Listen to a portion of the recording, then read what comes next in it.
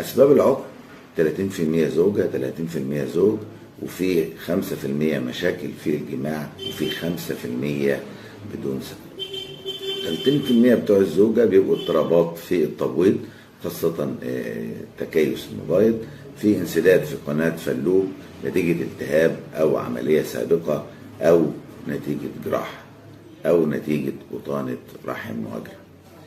في برضو مخاط عنق الرحم بيعمل المشكلة دي. الأسباب بتاع الزوج بتبقى اضطرابات في الحيوانات المنوية، في عددها، في حركتها، أو انسداد في قنوات الموصلة للحيوانات المنوية.